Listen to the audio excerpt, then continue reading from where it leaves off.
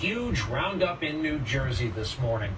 And tonight, nearly 4 dozen people, including 3 city mayors and 2 state legislators, are under arrest. Charges here include bribery, money laundering, and no one has seen anything quite like this case. The story tonight from our justice correspondent, Pete Williams. Federal agents started the roundup at 6 a.m., arresting mayors and state legislators in New Jersey and rabbis in a parallel case in New York, 44 in all. New Jersey's corruption problem is one of the worst, if not the worst, in the nation. Corruption is not only pervasive, it has become ingrained in New Jersey's political culture. Well, Mayor. 3 mayors were charged with taking bribes. Hoboken's Peter Camerano, Dennis Elwell of Secaucus, and Anthony Suarez of Ridgefield, along with Leona Baldini, the deputy mayor of Jersey City. FBI agents were listening in as officials met in diners and parking lots with an undercover informant posing as a real estate developer looking for favors. It appears that whenever the informant waved around money, hands reached out to grab it.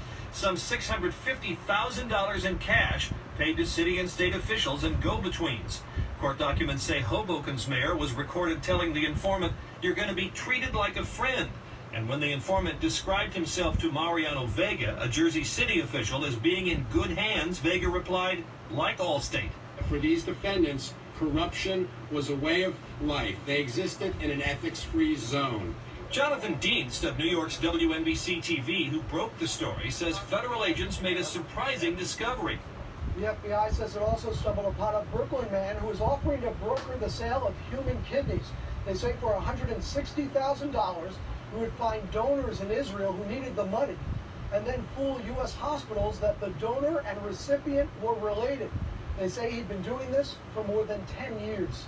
And prosecutors say rabbis at synagogues in New Jersey and New York helped the informant launder over $3 million by sending it to contacts in Israel who returned cash. The FBI says some New Jersey officials appeared suspicious of the informant, but never wary enough to pass up the cash.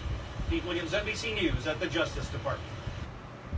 I'll most likely get kicked off YouTube again for hate speech for showing that some Jews were harvesting human organs for sale.